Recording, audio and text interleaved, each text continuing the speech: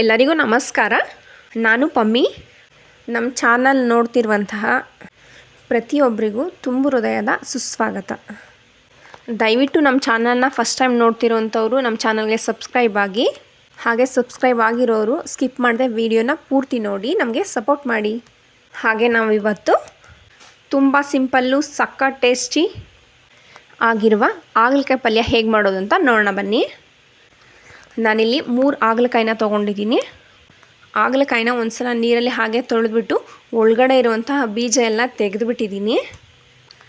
ಚಾಕು ತುದಿಯಲ್ಲಿ ಹಾಗಲಕಾಯಿ ಬೀಜನ ತುಂಬ ಈಸಿಯಾಗಿ ತೆಗಿಬಹುದು. ನಾನು ಇವತ್ತು ಹೇಳ್ಕೊಡೋವಂತಹ ಈ ಸೂಪರ್ ಟ್ರಿಕ್ಸ್ನ ಬಳಸಿದ್ರೆ ಹಾಗಲಕಾಯಿಂದ ಸ್ವಲ್ಪ ಕೂಡ ಹೀಟ್ ಆಗೋದಿಲ್ಲ. ನಾನಿಲ್ಲಿ ಅಕ್ಕಿ ತೊಳೆದಿರೋಂಥ ನೀರನ್ನ ತೊಗೊಂಡಿದ್ದೀನಿ. ನಾವು ಅಕ್ಕಿ ತೊಳೆದಾಗ ಫಸ್ಟ್ ನೀರನ್ನ ಚೆಲ್ಬಿಡ್ಬೇಕಾಗುತ್ತೆ. ನೆಕ್ಸ್ಟ್ ಟೈಮು ನೀರನ್ನ ಹಾಕ್ಬಿಟ್ಟು ಹೀಗೆ ಆ ನೀರನ್ನ ತೆಗೆದಿಟ್ಕೊಬೇಕಾಗುತ್ತೆ. ಈ ನೀರಲ್ಲಿ ನಾವು ಕಟ್ ಮಾಡಿ ಬೀಜ ತೆಗೆದಿರುವಂತಹ ಹಾಗಲಕಾಯಿ ಎಲ್ಲನೂ ಮುಳುಗಿಸಿಡಬೇಕಾಗುತ್ತೆ. ಹೀಗೆ ಒಂದು 15ರಿಂದ 20 ನಿಮಿಷ ಮುಳುಗಿಸಿಟ್ರೆ ಸಾಕಾಗುತ್ತೆ.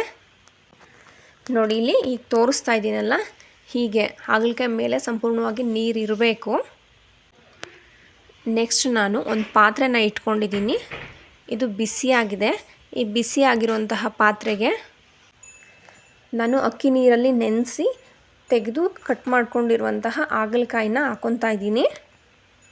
ಈ ಹಾಗಲಕಾಯಿನ ಎಷ್ಟು ಚಿಕ್ಕದಾಗಿ ಕಟ್ ಮಾಡ್ತೀರೋ ಅಷ್ಟು ತುಂಬ ಚೆನ್ನಾಗಿರುತ್ತೆ. ನಾನಿಲ್ಲಿ 2 ಕಪ್ಪಷ್ಟು ಹಾಗಲಕಾಯಿನ ಹಾಕ್ಕೊತಾ ಇದ್ದೀನಿ. ಈ ಹಾಗಲಕಾಯಿನ ಚೆನ್ನಾಗಿ ಹುರ್ಕೋಬೇಕು. ನಾವು ಹೇಳ್ಕೊಡುವಂತಹ ಪ್ರತಿಯೊಂದು ಸ್ಟೆಪ್ನ ಫಾಲೋ ಮಾಡಿರಿ. ನೀವೇ ನಿಮ್ಮ ಕೈಯಾರೆ ತುಂಬಾ ಟೇಸ್ಟಿಯಾಗಿರುವಂತಹ ಹಾಗಲಕಾಯಿ ಪಲ್ಯನ ರೆಡಿ ಮಾಡಬಹುದು. ಮತ್ತು ಕಹಿ ಕೂಡ ಇರೋದಿಲ್ಲ. ಹಾಗಲಕಾಯಿನ ಕೈ ಬಿಡದೆ ಹೀಗೆ ಚೆನ್ನಾಗಿ ಹುರ್ಕೋಬೇಕಾಗುತ್ತೆ.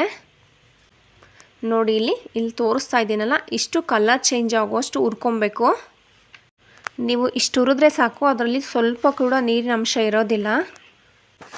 ಕಹಿ ಕೂಡ ಕಮ್ಮಿ ಆಗಿಬಿಟ್ಟಿರುತ್ತೆ. ಈ ಹಾಗಲಕಾಯಿನ ಹುರಿದಿದ್ದಾಗಿದೆ. ಈ ಹಾಗಲಕಾಯಿನ ಬೇರೆ ಪ್ಲೇಟ್ಗೆ ಹಾಕ್ಬಿಟ್ಟು ಮತ್ತು ಅದೇ ಪಾತ್ರೆನ ತೊಳೆದು ಇಟ್ಟಿದ್ದೀನಿ. ಈ ಪಾತ್ರೆ ಕಾದ ನಂತರ ಅದಕ್ಕೆ ಒಂದು 10 ಸ್ಪೂನ್ ಆಗುವಷ್ಟು ಎಣ್ಣೆನ ಹಾಕ್ಕೊಳ್ತಾ ಇದ್ದೀನಿ. ಅದ್ರ ಜೊತೆ 1-2 ಟೇಬಲ್ ಸ್ಪೂನ್ ಆಗುವಷ್ಟು ತುಪ್ಪ ಕೂಡ ಹಾಕ್ಕೊಳ್ತಾ ಇದ್ದೀನಿ. ತುಪ್ಪ ಬೇಡ ಅನ್ನೋರು ಸ್ಕಿಪ್ ಮಾಡಬಹುದು. ನಾನು ಆದಷ್ಟು ಅಡುಗೆಗೆ ಎಣ್ಣೆ ಜೊತೆ ತುಪ್ಪ ಕೂಡ ಬಳಸ್ತೀನಿ. ಯಾಕಂದರೆ ಎಣ್ಣೆ ಹೆಲ್ತ್ಗೆ ಒಳ್ಳೆಯದಲ್ಲ ಅನ್ನೋ ಕಾರಣಕ್ಕೆ. ಇದನ್ನು ಜಾಸ್ತಿ ಬಿಸಿ ಮಾಡ್ಕೊಬೇಡಿ. ಯಾಕೆ ಅಂದರೆ ನಾವಿವಾಗ 1/4 ಕಪ್ಪು ಕೊತ್ತಂಬರಿ ಸೊಪ್ಪನ್ನ ಹಾಕ್ತಾಯಿದ್ದೀವಿ. ಈ ಕೊತ್ತಂಬರಿ ಸೊಪ್ಪನ್ನ ಹಾಕಿದ ತಕ್ಷಣ ತುಂಬ ಬಿಸಿಯಾಗಿದ್ದರೆ ಇದು ಆರುತ್ತೆ. ಆ ಕಾರಣಕ್ಕೋಸ್ಕರ ಕಮ್ಮಿ ಬಿಸಿಯಾಗಿದ್ದರೆ ನೋಡಿ ಹೀಗೆ ಸುಮ್ಮನೆ ಇರುತ್ತೆ, ಏನು ಗಲಾಟೆ ಮಾಡೋದಿಲ್ಲ. ಈ ಕೊತ್ತಂಬರಿ ಸೊಪ್ಪನ್ನ ಚೆನ್ನಾಗಿ ಫ್ರೈ ಮಾಡ್ಕೋಬೇಕು. ಕೊತ್ತಂಬರಿ ಸೊಪ್ಪನ್ನ ನೀವು ಫಸ್ಟೇ ಹಾಕೋದ್ರಿಂದ ಟೇಸ್ಟು ತುಂಬ ಚೆನ್ನಾಗಿರುತ್ತೆ ತಿನ್ನುವಾಗ. ಕೊತ್ತಂಬರಿ ಸೊಪ್ಪು ಫ್ರೈ ಆದ ನಂತರ 1 ಕಪ್ ಆಗುವಷ್ಟು ಸಣ್ಣಕ್ಕೆ ಕಟ್ ಮಾಡ್ಕೊಂಡಿರೋಂತಹ ಈರುಳ್ಳಿನ ಹಾಕ್ಕೊತಾ ಇದ್ದೀನಿ. ದೊಡ್ಡ ಸೈಜ್ದು 2 ಈರುಳ್ಳಿನ ತೊಗೊಂಡಿದ್ದೀನಿ. ಈರುಳ್ಳಿನ ಚೆನ್ನಾಗಿ ಫ್ರೈ ಮಾಡ್ಕೊಬೇಕಾಗುತ್ತೆ. ನೋಡಿ ಇಲ್ಲಿ ತೋರಿಸ್ತಾ ಇದ್ದೀನಲ್ಲ, ಇಷ್ಟು ಫ್ರೈ ಮಾಡ್ಕೊಳ್ಬೇಕು. ಗೋಲ್ಡನ್ ಬ್ರೌನ್ ಆದರೆ ಸಾಕಾಗುತ್ತೆ. ಸ್ವಲ್ಪ ಎಣ್ಣೆನ ಜಾಸ್ತಿ ಹಾಕಿದ್ರೆ ಸೀದೋಗೋದಿಲ್ಲ. ನೆಕ್ಸ್ಟ್ ನಾನು ಫಸ್ಟೇ ಹುರಿದಿಟ್ಕೊಂಡಿರುವಂತಹ ಹಾಗಲಕಾಯಿನ ಹಾಕ್ಕೊತಾ ಇದ್ದೀನಿ. ಈ ಹಾಗಲಕಾಯಿನ ಹಾಕ್ಬಿಟ್ಟು 1-2-3 ನಿಮಿಷ ಹಾಗೆ ಹುರಿಬೇಕಾಗುತ್ತೆ ಎಣ್ಣೆಯಲ್ಲಿ. ಒಂದೊಂದು ಸ್ಟೆಪ್ಪಲ್ಲೂ ಹಾಗಲಕಾಯಿನ ಚೆನ್ನಾಗಿ ಹುರಿಯೋದ್ರಿಂದ ಕಹಿ ತುಂಬಾ ಕಡಿಮೆ ಆಗೋಗ್ಬಿಡುತ್ತೆ. ಇವಾಗ ಇದನ್ನು ಹುರ್ಕೊಂಡಿದ್ದಾಯಿತು. ನೆಕ್ಸ್ಟ್ ನಾನು ಇದಕ್ಕೆ 2 ಕಪ್ ಆಗೋಷ್ಟು ಸಣ್ಣಕ್ಕೆ ಹೆಚ್ಕೊಂಡಿರೋಂತಹ ಟೊಮೆಟೊನ ಹಾಕ್ಕೊತಾ ಇದ್ದೀನಿ. ಹಾಗಲಕಾಯಿ ಕೂಡ 2 ಕಪ್ಪಷ್ಟು ತೊಗೊಂಡಿದ್ದೆ. ಟೊಮೆಟೊ ಕೂಡ ಅಷ್ಟೇ ತೊಗೊತಾ ಇದ್ದೀನಿ. ಹಾಗಲಕಾಯಿ ಮತ್ತು ಟೊಮೆಟೊ ಎರಡನ್ನೂ ಒಂದೇ ಅಳತೆಯಲ್ಲಿ ಹಾಕೋದ್ರಿಂದ ಟೇಸ್ಟ್ ತುಂಬ ಚೆನ್ನಾಗಿರುತ್ತೆ. ಇದನ್ನು 1-2 ನಿಮಿಷ ಹುರ್ಕೋಬೇಕು. ಟೊಮೆಟೊ ಹಾಕಿದ ನಂತರ ಹಾಗಲಕಾಯಿ ಹೀಟ್ ಕಮ್ಮಿ ಆಗೋದಕ್ಕೆ ಒಂದು ಟ್ರಿಕ್ ಅಂತ ಹೇಳಿದ್ನಲ್ಲ, ಅದು ಅಕ್ಕಿ ತೊಳೆದಿರುವಂತಹ ನೀರು. 1.5 ಸ್ಪೂನ್ ಆಗುವಷ್ಟು ಉಪ್ಪಿನ ಪುಡಿನ ಹಾಕ್ಕೊತಾ ಇದ್ದೀನಿ. ಟೊಮೆಟೊ ಹಾಕಿದ ತಕ್ಷಣ ಉಪ್ಪನ್ನ ಹಾಕೋದ್ರಿಂದ ತುಂಬ ಬೇಗ ಬೇಯುತ್ತೆ ಟೊಮೆಟೊ. ಅಕ್ಕಿ ತೊಳೆದಿರೋ ನೀರಲ್ಲಿ ಹಾಗಲಕಾಯಿನ ನೆನೆಸೋದ್ರಿಂದ ಹಾಗಲಕಾಯಿಲಿರುವಂತಹ ಈಟನ್ನ ಅಕ್ಕಿ ತೊಳೆದಿರೋ ನೀರು ಅಬ್ಸರ್ವ್ ಮಾಡುತ್ತೆ. ಟೊಮೆಟೊನ ಹೀಗೆ ಚೆನ್ನಾಗಿ 1-2 ನಿಮಿಷ ತಿರುಗಿಸ್ಬಿಟ್ಟು ನೀರು ಬಿಟ್ಕೊಳ್ಳೋಕೆ ಸ್ಟಾರ್ಟ್ ಆದ ನಂತರ ಹೀಗೆ ಮುಚ್ಚಿಡಬೇಕಾಗತ್ತೆ. ಐ ಫ್ಲೇಮಲ್ಲಿ ಇಟ್ಟರೂ ತೊಂದರೆ ಇಲ್ಲ. ಹೀಗೆ ನೀರು ಬಿಟ್ಕೊಳ್ಳೋದ್ರಿಂದ ತಳ ಹಿಡಿಯೋದಿಲ್ಲ. 1-2-3 ನಿಮಿಷ ಬೆಂದ ನಂತರ ಇದನ್ನು ಮತ್ತೆ ಹೀಗೆ ತಿರುಗಿಸ್ಕೊಳ್ಬೇಕಾಗತ್ತೆ. ಹಾಗಲಕಾಯಿ ಪಲ್ಯಕ್ಕೆ ನೀವು ಸ್ವಲ್ಪ ಕೂಡ ನೀರು ಹಾಕಬಾರ್ದು. ನೀರು ಹಾಕದೆ ಹೀಗೆ ಹಾಗಲಕಾಯಿ ಪಲ್ಯನ ಮಾಡೋದ್ರಿಂದ 90% ಹಾಗಲಕಾಯಿ ಪಲ್ಯ ಕಹಿ ಇರೋದಿಲ್ಲ. ಟೇಸ್ಟ್ ಕೂಡ ತುಂಬ ಚೆನ್ನಾಗಿರುತ್ತೆ.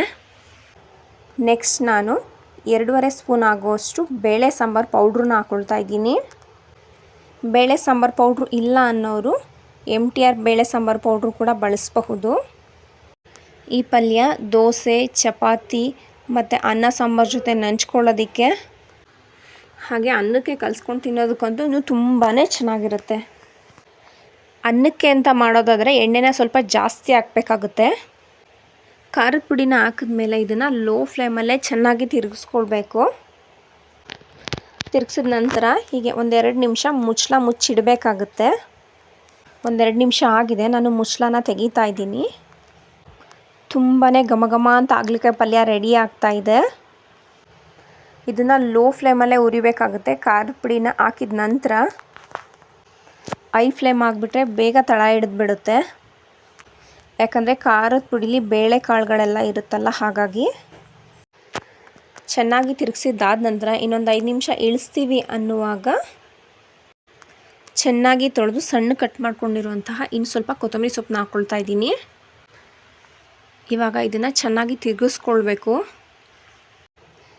ಈ ಹಾಗಲಕಾಯಿ ಪಲ್ಯನ ಇವಾಗ ನಾನು ತೋರಿಸ್ತಾ ಇದ್ದೀನಲ್ಲ, ಹೀಗೆ ಪಲ್ಯ ಎಣ್ಣೆ ಬಿಟ್ಕೊಳ್ಳೋಷ್ಟು ಇದನ್ನು ಹುರಿಬೇಕಾಗುತ್ತೆ.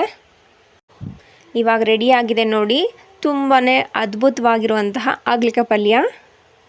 ಹಾಗಲಕಾಯಿ ಇಷ್ಟ ಇಲ್ಲ ಅನ್ನೋರು ಕೂಡ ಈ ಥರ ಮಾಡಿಕೊಡಿ, ತುಂಬಾ ಇಷ್ಟಪಟ್ಟು ತಿಂತಾರೆ. ನೀವು ಮಿಸ್ ಮಾಡದೆ ಟ್ರೈ ಮಾಡಿ.